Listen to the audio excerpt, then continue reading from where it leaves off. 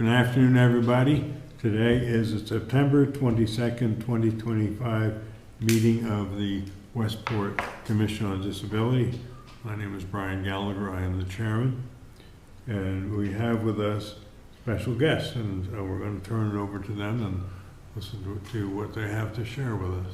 Thank you, Brian. My name is Jack Dresser, and this is Beverly Thorne, Client Services Coordinator at the Share Foundation. And we are both from the Share Foundation. I'm the Executive Director of the Share Foundation. Jack, how do you spell your last name? Dresser. I tell people like the piece of furniture. There you go. Thank you, Jack. I'm going to tell you about the Share Foundation and give the Commission and viewers, listeners, an overview of what we do. And Beverly, who's our Client Services Coordinator, will then offer some examples specifically about the work we're doing with our clients. The Share Foundation was started in 1981 by a computer engineering faculty member of UMass Dartmouth. He read an article about a local woman who has cerebral palsy and was physically very limited and couldn't audibilize her speech. She communicated with her mother and father by peering through a plexiglass that had the alphabet written on it, and the parent and her eyes would meet on each letter of the alphabet of the word she was trying to spell out. The parent would echo the letter, they'd go on to the next letter, spell the word, echo the word, go on to the next word, and this is how Linda learned to communicate with her family and express her basic wants and needs. Les Corey, our founder and the faculty member, read about this in the paper and decided that there was something that he could engineer through technology that might help her out and facilitate better communication. So he met with the family and determined what Linda's physical abilities were to operate a switch that could operate a computer. Then went out and got at Radio Shack a computer, one of the basic computers back in '81, you can imagine. And configured it, adapted it to help Linda. So when he brought it to the family, Linda could operate, I guess it's a head switch, right, that she initially had. She could move her head that would hit a device, which was a switch that was connected to the computer. In the computer was loaded key phrases that Linda would use frequently with her family. So the cursor would curse over the screen. She'd hit the switch, it would stop on the right phrase, she'd move on to the next phrase, and so on. In this way, she could essentially type, or once the founder connected a voice synthesizer to the computer, her speech could be audibleized to her family either by phone or in direct contact. This was, I think, trailblazing technology at the time. And it hit the newspapers as a follow-up story to the original story about Linda. And then more and more readers came forward with other folks like Linda that could use the help of Les Corey and the then growing Share Foundation team. He brought in two other UMass Dartmouth computer faculty members, to join him and start getting computers used and new and adapting them to other clients, not only in the area, but I think regionally and maybe even nationally at the time. So our mission is to improve the quality of life for people like Linda with moderate to severe physical disabilities, people like her with cerebral palsy, or folks with Parkinson's disease, MS, Machado-Joseph's disease, or folks that have had a stroke, or perhaps an accident that is manifested through spinal cord injury or brain injury. And folks like Beverly go out into the field to understand what their challenges are, what their abilities are, and then these days either respond with an iPad that's been customized or a laptop that's been customized to enable them to communicate verbally if they are inaudible, or to operate their environment like their lights, their TV, and call system. So we've seen over, close to 4,000 clients in the years since Les founded the organization back in 1981. And we continue to see clients today, some of them that have been with us for all those 40 years, and 12 or so clients a year that are new to us that we adapt technology to. So unless there are any questions for a pause, I'll turn it over to Beverly and she can give you specific examples about our work. So Jack mentioned that sometimes we're in a facility, sometimes we're in a person's home. We get referrals from social workers, from family members, from chaplains, hospice, visiting nurse. It's a variety of referral sources that we have. We go out, we meet the person, we see what their abilities are, we find out what they would like to accomplish. As Jack mentioned, sometimes it's mostly communication, face-to-face or email, things like that. This is an example of an iPad with a communication device on it. And it's categories, and you tap a category and it brings you down into another set of pages where the communications are. When you tap on it, it will speak, although actually I may have the volume down thinking about it at this point. And that's an example of just a straight communication system. We do adaptations to computers as well. So if somebody can't reach out, somebody with a stroke would more than likely be able to reach out. It's an impulsive thing to touch something and have a response. But sometimes a person's not able to reach out. Sometimes they can move their arm and they can move their hand, but they can't lift their arm to touch. And so in that case, we would simply provide an alternative means. An example of that would be we went down to Marion to see somebody with Parkinson's, and he has communication issues. We set him up with a wireless mouse so he can use it with the touchpad and be able to communicate his wants and needs. There are pre-programmed phrases. There are also keyboards where they can independently put out whatever they want. Because communication does not follow a pattern, as you all know. It's the Wild West out there with communication can be almost anything, so it's hard to have everything prepared. But they do have the ability with that particular software to put in what they want or to use what's already there. So do you customize it, or do they, based on the interview, you will customize it with them? I start with a basic, and then we delete what we're not going to need, and we add in what we are going to need. So it's customized depending on what the person is looking to do. Do you have a system where somebody can look at? Yes. This is one type of communication system when somebody has the ability to type, physically has some ability to move. If, and another example of a person that I'm working with now, he's actually become less verbal in the last 2 months. He has Parkinson's again, where he has severe tremors in his hands. He's losing the ability to use the computer and to communicate both at the same time. We have set him up with an eye gaze system on an over-the-bed table with a riser, so that as he reclines in his electric wheelchair to disperse the weight on his buttocks, he's able to still communicate when he's flat on his back. When he comes up back to a seated position, he's also able to continue using it. So yes, we do have eye gaze systems as well. Oh, great.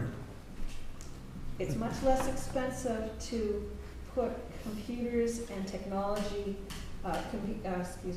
it's much less expensive to put a communication software and technology into a computer than it is to get a communication system through the insurance company.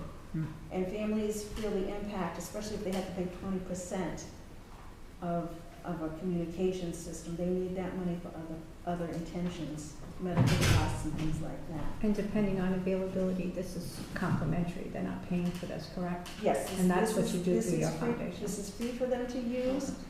This particular software and the other software that I was talking about with the eye gaze, there are iCloud accounts. So what we ask the family to do is periodically do a backup to the sky. If that gets dropped and shatters, we can simply get another tablet, download the system, up and running again immediately. We were talking about cost to the client. So all of SHARE's services and all the equipment we provide is provided free of charge to the clients. We don't take insurance for our work, but we do fundraise, and so all of our revenues come from philanthropic sources, so individual donations, corporate sponsorships, and foundation grants. Do you take in some, like if someone has an older iPad but is still compatible with your technology, would you then refurbish it if you had some companies that, you know, I mean, I remember when I was working, you know, not that you needed a new iPad, but, you know, they have their monies that are set aside to get new iPads for their employees, but sometimes the 1 or 2 year old iPads are still up and viable, and You bet. would you take those in as a donation and do your So- magic to them and get them out in the community? So we do, and our threshold is about 3 years old or so. Yeah. 1 or 2 years would be a great system to contribute, obviously. Yeah. No, We try to be as efficient with the donations as possible. Oh, We- sure. We want the donors. Well, they're not cheap, I can No, tell you that. no. You know, and I know a dear friend of mine who has a company that, you know, can sit there all day and replace the shattered screens at Oh, really? $100 a pop. Oh, And, gosh. and sometimes, you know, people are trying to hold on to them as long as they possibly can. But Right. I know that there are larger companies that I've worked with that, you know, they'll call and say, you know, we've got 10 or 12 of them, can you use them? At least I know that there's an outlet where I can say, Yeah. Jack or Bev, you know, here's 12 of them and they're only a year old. You know what I mean? So it's nice to know. That's So for us, a great outcome of this meeting would be if a few things. One, the commission better understands what SHARE is. So when you intersect with folks out in the community that might be able to use our services, you know how to get in touch with us and make a connection between us and the person you meet. And the other is if there are listeners out there that are with any such companies that want to talk about donating computer or sponsoring our walk or whatever it is to support us anyway, we'd be grateful for that as well. If a client makes a request of their health insurance company for reimbursement for an iPad that to be used through you, what kind of responses are they getting from the insurance company? Would you repeat the If question? if one of your clients wants a new iPad Right. to be used through your service, but they can't pay for it themselves, if they turn to their insurance company, how does the insurance company respond? I do not know. I can't answer. I don't know how the insurance company would respond. Okay. Most insurance companies will pay for a device, a specific device for a straight iPad that to give to these guys wouldn't get covered. But if they had put in for a GoTalk or a AmpliSpeak or one of those kinds of already prepackaged devices, then sometimes you can get them paid. Now, if the patient's on Medicare, is it one iPad every 5 Sure. years? Exactly, one of those Yes, kinds of things. exactly. Yep. And so we're prepared to provide the equipment at our expense to clients that need it.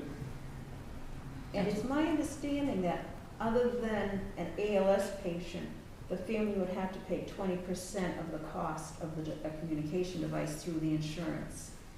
Okay, and if they're an ALS patient, If it's an ALS patient, I believe the insurance will pay 100%. But I Okay. think that's the only diagnosis that they do that for, it's good to know. as I understand it. And there are more, in retrospect, there are more and more agencies or grassroots organizations that are coming forward that are doing, you know, trying to get the iPads and the technology to people that have disabilities too. So sometimes they can get it donated from one agency and then yet can bring it to you True. to do your technology part of it. So it's kind of like a helping hand You bet. And moving we work forward. cooperatively with the visiting nurses Yeah. because they have the therapists and the expertise for communication. Mhm. We don't compromise the therapy in any way. We complement it because we're providing them with a computer that will help them to be able to communicate. Some people use it therapeutically where they'll have a whole page of words that all start with like TH, and the person will listen and then try to replicate that sound, reproduce that sound themselves, so they use it therapeutically as well. So I have an additional question for both of you. What is your demographical area? Do you actually do like children and preteen all the way to elderly and then ultimately disabled? Because, you know, they may have children, you know, that have a disability. Are you somewhat restricted? Is it open, I hate to say open season, but is it an open approach no matter what the individual's age is and or child? We service all ages, but most of the children, once they're in the school system or their health insurance will cover the cost for the insurance, for the device. Right. And so, I think the oldest person I worked with was a 98-year-old man who wanted to use the computer to play cards. He had crippling arthritis and he couldn't hold the cards and he couldn't, you know, move it around even. But I set him up with a joystick where he could just use his knuckles and he would move the cursor over, latch onto the card, move it over. He got to be quite a wizard. It was wonderful. Yeah, and you mentioned that when you came to the Council on Aging. Council on Aging, Right. yes. And so the youngest outreach individual that you might have had services with, what would that age be? Just out of I curiosity. think it was a young woman with cerebral palsy, and I think she was about 4. And at that point, they were just looking for, if you can imagine a child who has no impact on the environment. So they cry and their mother comes over and cuddles them and they get attention that way. But it's difficult for that child to interact with the environment. But if they could touch a switch, this is an example of a switch. Everybody knows it as an easy button from Staples. I love that ad. It was like, oh, finally. But if the child, even if the child has this at the bottom of the crib and they can kick it, and the Christmas lights will come on, or a musical toy will start to activate, it catches their attention. They begin to realize, I can have an impact on the world. Right. It's not, I'm just not just stuck here, but I can actually cause something to happen. And so I think she was about 4. And so if you had to look at the outreach as a whole, what percentage would be children and what percentage would be adults? Just out of curiosity, is it 50-50, No. 60-40? No. No? 10% children? Yeah, No. it's fairly small because, like I said, once they get into early intervention, They get to the schools. they get into Right. schools, and the schools have the games and the special software and things like that. We've had some inquiries recently about school-aged children with autism who would use these as a communication device to help them verbalize, essentially. How big a geographic area do you cover? So we are based in New Bedford, and our area is whatever we can reach in about an hour's drive, because because our work is hands-on. Beverly and our colleagues go out to visit the clients in their home or in their facility. And so that covers South Coast, southeastern Massachusetts, and we have clients in Rhode Island as well. Okay, that's great. So would you say Bristol County is your demographic? Bristol County, we're in Plymouth County as well. Yeah. Okay. And up north, I don't know what county it. I don't know what Yeah. area Taunton Taunton's is. Bristol as well. Is there other chapters of SHARE? This is Or it. you're it? Yeah. Okay, Right. so if someone wanted to start a chapter which is significantly far away from you, is that available if someone sees you? We would or help shares? them. We would help. We would consult, offer our assistance in having anybody else interested in helping folks with disabilities to do the SHARE thing. You bet. Great. Now, if Lisa wants to donate her iPad to you, Yes, do you have people in-house to make all the necessary changes? we do. We encourage Lisa to clean it before she sends it. Clean it Yes. data-wise. Get those nasty Get pictures. those nasty things off your ground. I will definitely do that. And we do the same. And we have 2 colleagues who work on computers that will adapt it to get it ready for the next client. Great. Yeah. That sounds Whether it's in our technology these days. So the first piece of technology was a mainframe computer that was brought to our first client. Now the devices are getting smaller, aren't they? Right. So we use laptops and iPads, and maybe someday even cell phones, mobile devices will be more common. And SHARE absorbs all costs for making those changes. For the changes, yeah, for the iPads and laptops. Well, that's great. We provide ongoing support. So as a person's diagnosis, as the disease process progresses, and they have less and less abilities, we try as much as and as quickly as possible to keep up with those changes. Wonderful.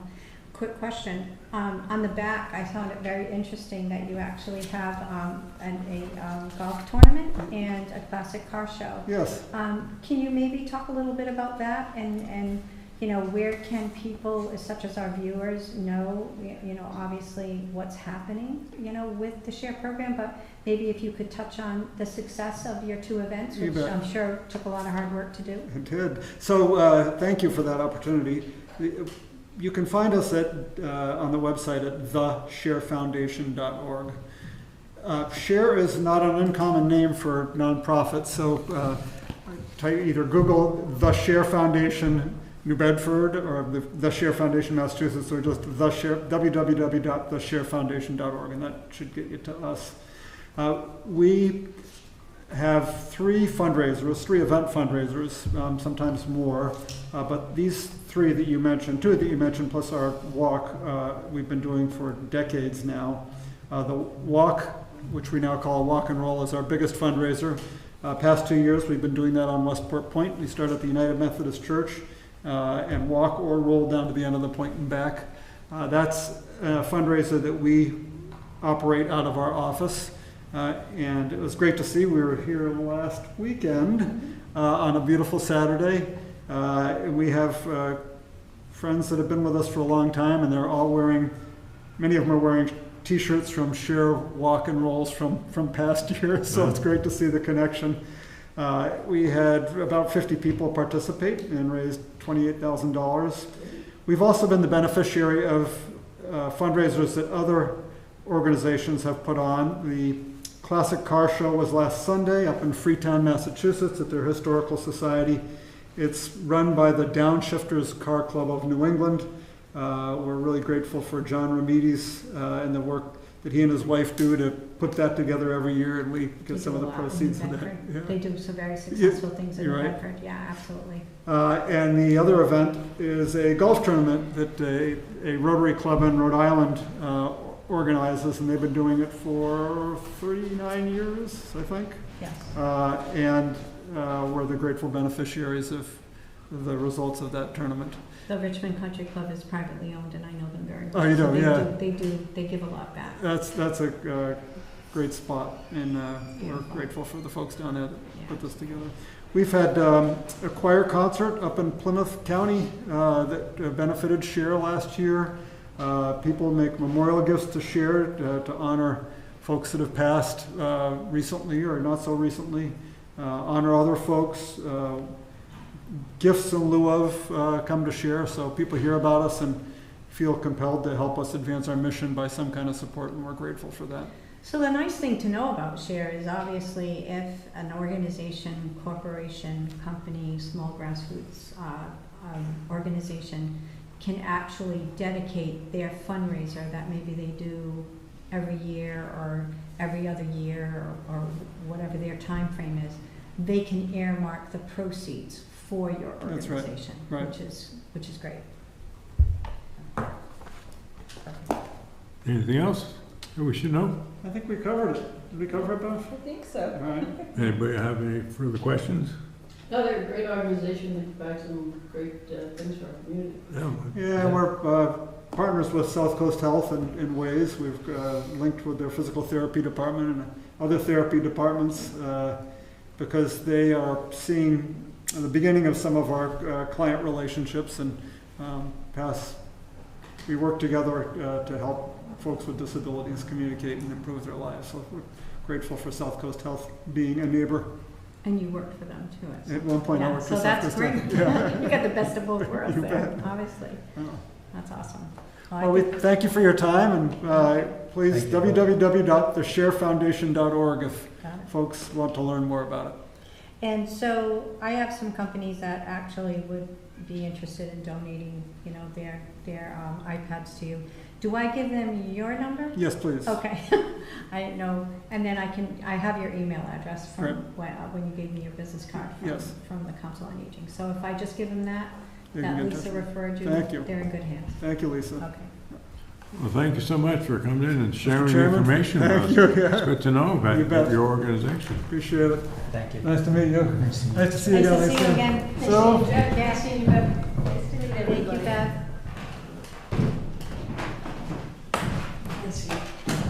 Thank you for coming in. You're It's welcome. great to hear from you both. Thank you for your time. I have, Oh, you're very welcome. I just had a shirt on this morning from my old walk. I have Martin on standby. In a moment, for the folks who know. wear the shirt. It's an old one. Sue, that was great. Yeah, they're a good organization. Yeah, I had heard them once before, but it's nice to have them one-on-one.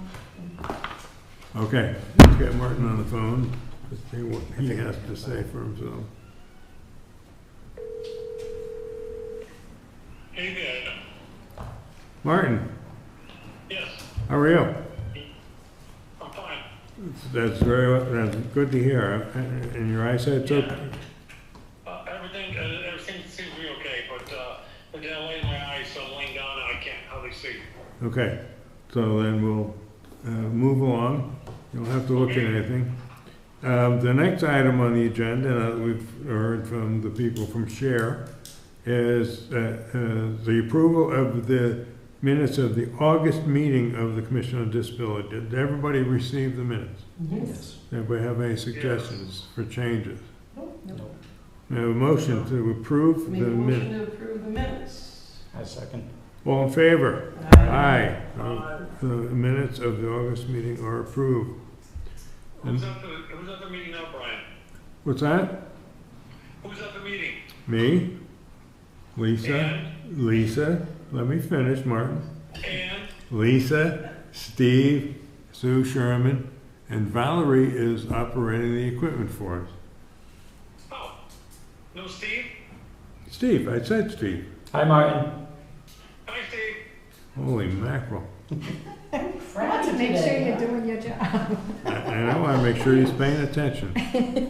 Sorry, I missed that. We still need a replacement for Ray Phoenix. So I hope everybody's got their thinking caps on and can think of anybody who might want to join us. I've asked 2 people, and they are putting together, not a little resume, but a little reason why they want to come and Oh, great. participate. And hopefully, when we all get together, they said within the next month or so, they would like to come and meet us and see what the expectations are. I know that Martin had wanted to get some questions on paper, you know, so that we can ask the potential additional members coming to the table about what their aspirations are and what they hope to bring to the table, which I thought was great, and I think we all discussed that at the last meeting, so I thought that was a great idea. So Yeah. hopefully we'll have that in place when they come. Good, because our next meeting is going to be in October 27th, so maybe if they get something together by then, we can consider it. Yes? Brian, did you have a chance to talk to Jeff Bull about the guy he suggested? No, I did not, Martin. I forgot that I will call him later today or Please. tomorrow. Thanks, he just said he seemed very excited about him, I was wondering if that led to anything. Okay, so I'll give him a call today or tomorrow. Thank you for reminding me. You're welcome. And the next item I have on the agenda, and it's fortuitous that we had the folks here from SHARE, is we have money in our account, and we've been looking for ways to donate it. And now that we've heard from SHARE and the fact that they take donations, that's certainly one organization that we should consider, in my opinion. And I put together a list of others that we should think about. We have, in the past, donated $5,000 and committed $5,000 to the Hicks Bridge Road Improvement Project. So That's one thing that's still out there. I talked to Jeff about that, and he said they're not yet ready for it, but he is aware that we have committed the money. We've also, in the past, donated money to the town recreation department. I think last year we donated $5,000 to them. And that's another organization that we should consider. Share, now that we've heard from them, I think, in my opinion, is one we'll consider. Because they certainly sound like they could use Yes, some money. yeah, they could use some I money. agree. The other couple that I thought we might want to consider is either or both the Council on Aging here in town and the Westport Food Pantry. Yeah, I thought both of those sound like nice. Yeah. So I agree. I will, before next meeting, I will contact our town accountant, confirm what our current balance is now that summer is over, and hopefully people are continuing to pay the tickets that they've received. So we'll have a better idea of how much money we have to spend. And then we can make a decision next month about the donations that we want to make to these various organizations. Great. Now, brings us to the next item is, does anybody have any final thoughts that they want to share? Martin, this is particularly directed to you because I know that you have final thoughts. I'm not in the mood today, Brian. Okay, so no final thoughts from Martin? Anybody else have any thoughts? Lisa will carry a few things that we did together. Can you take care of that, Lisa? Absolutely, I can take that, I can take care of that for you. So, Martin sent me an email about some of the things. Why don't you tell us what you and Martin have been doing? Sure. First and foremost, we went back to the beach committee, because we have been spearheading the transportation or possibility of transportation for the Cherry and Webb access to that beach. The committee has been so supportive in helping us come up with different ideas with regards to allowing us to entertain the best way to make it accessible for people with disabilities. In doing so, when Martin and I went back, we did our homework. They gave us some homework to try to look at different vehicles that were accessible, that would be able to be utilized, to not interfere with the nature or the birds and all of these protective entities that the Beach Commission has to protect, right? So we came up with a couple of things. One in particular is that when we last met, we were looking and entertaining some type of ATV or an all-terrain vehicle to be utilized.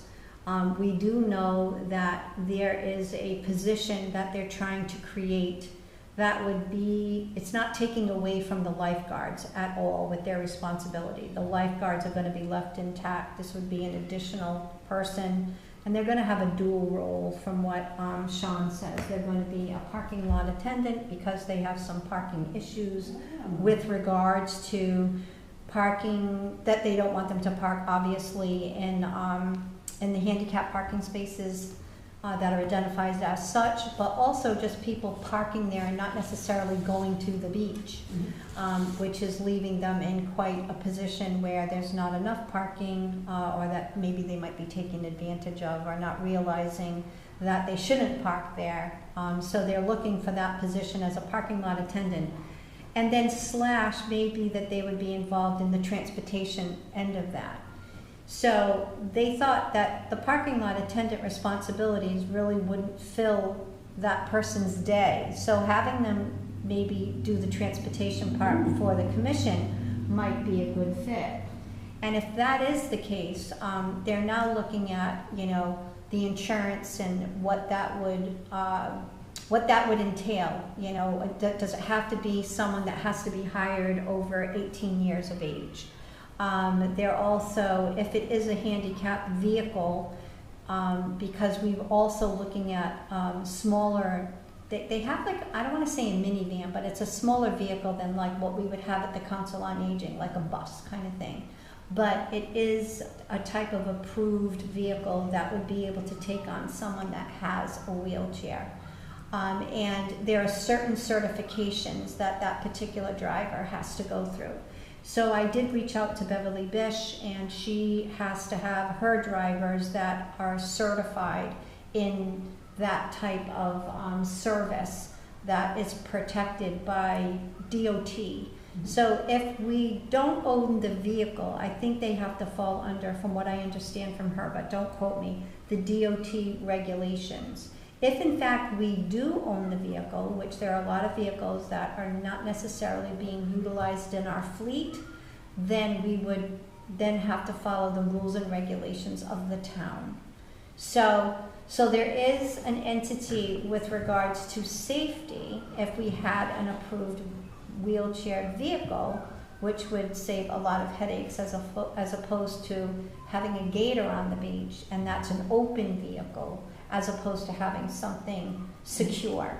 From what I understand from Sean, the availability to get them to where the Moby mats are, that T that they had described, they were looking to maybe get them maybe even closer to the water, but it would serve the purpose of the hill and the sand and that long drudgery, if you will, because I know that Martin did it and he had difficulty. So a person in a wheelchair would be advantageous for them to have that.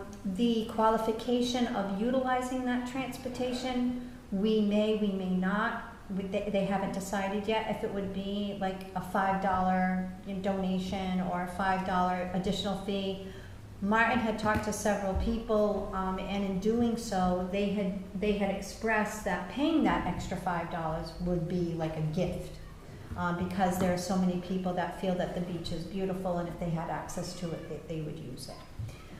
In doing so, I think that the vehicle that would be utilized would not interfere with any of the nature or the protective requirements to have such a vehicle doing that. I think that what we proposed this last time was, and it was approached to me, that before we start investing monies into it, that we could do maybe one season as a trial. Because we don't know the numbers if we're doing all of this for one person a month, or is it really going to be like accepted and maybe we're doing it for 20 people a month? It might be worth it to do it for a season and see where we are. We do have people that are interested in sponsoring for us, which is great. And then they also have the Disability Commission, maybe even the Council on Aging, or even the Beach Commission have additional fundings to help with this. But because we really don't know what the demand is going to be, they did agree that we could set up a telephone number so that we could set up appointments if people know that they want to come to the beach. And then, of course, we would track that. And then Martin came up with a good idea too, along with other members of the beach committee, that maybe we could do an outreach, questionnaire to the town to see how it would be received, and if in fact, because we constantly get questioned about it, then maybe they would like to facilitate what their thoughts are, and we could take that information in and then present it as well. I was just writing down SurveyMonkey. Wonder if we could put out something with like the tax bills. That we put a flyer in the tax bills, that we could set up a SurveyMonkey. Perfect. That is, it's an anonymous question. That, would you support it? How much would you be willing to pay for it? Do you think you would utilize it once a summer, once a week, once a month, whatever? Absolutely. And SurveyMonkeys are free. It's a free website that we can make, and then we can just maybe put just flyers that we put into the bills, or maybe we run it on Val can maybe help us figure out something that we can run as a banner on the public access television, that we run the SurveyMonkey number, and a QR code for the survey monkey or something, and, maybe we do it at town meeting. Right. That we have a QR code made at town meeting and people can scan the QR code. I mean, not a lot of people go to town meeting, but, I think a lot of people also watch town meeting. Yeah. So if we had it set up for town meeting where you could have a QR code, people could scan it, and the people that attend town meeting can scan it and do it there. Have it on the TV and you could scan it and do it there. That might be a one. One and done. But No, that's we, good. we have So can you hear me? Yeah, The only thing about putting a survey in the taxes is it goes to everybody, and the beach committee wants this access to be just for handicapped people. Personally, I like to see it for everybody, but they're afraid it's gonna be a situation where once people find out there is a shuttle, everybody's gonna come out and you're gonna have long lines, you're gonna have no parking available, so they really wanna limit it to handicapped folks, and my concern was like, how do we get the survey just to handicapped, mobility impaired, and perhaps seniors, those who have the hardest time getting there, without getting everybody on board, because all of a sudden people are gonna be like, well, I thought I could use it. yeah, I guess we could, write the survey, and the first question being, do you identify as, handicapped or, unable to ambulate or, disabled? Yes, no. And then do you consider yourself, under the age of six, whatever. We could do some qualifying questions so that it's open to anybody, but we would only take the results, we filter out the results by only the people that identified as disabled. Sean Yes. mentioned something, sorry, Martin, mentioned something about when you apply for your beach pass, do you identify as having a disability?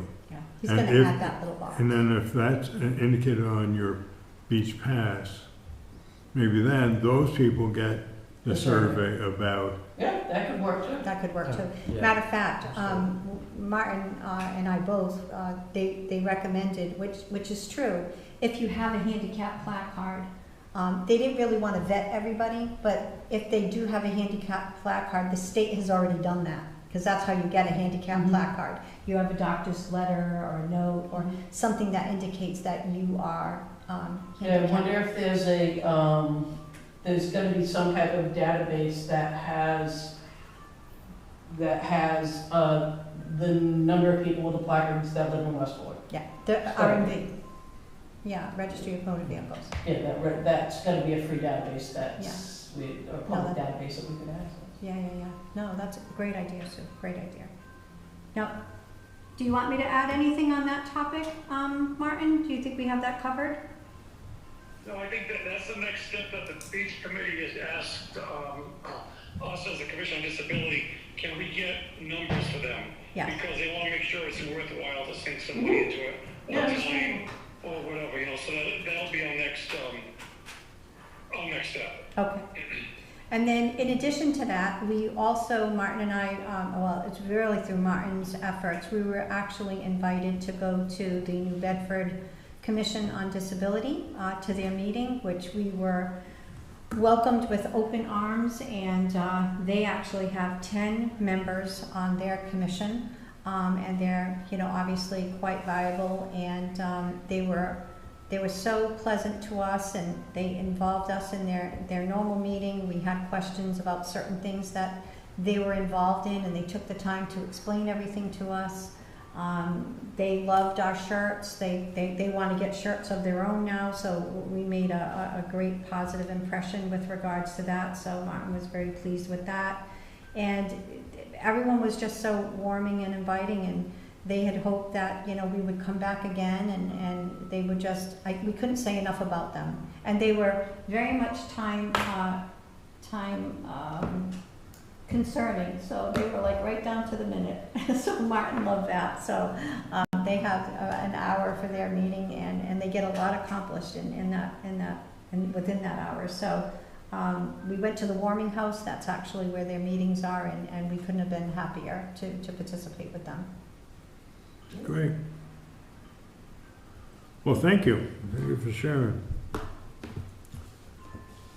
Our next meeting is October 27, 2025, in the Select Board Meeting Room. So everybody make a note of that. I will send out the agenda prior to that meeting. Now, is there a motion to adjourn? I make a motion to adjourn.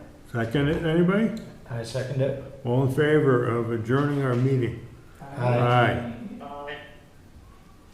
You are adjourned, ladies and gentlemen. Valerie, thank you.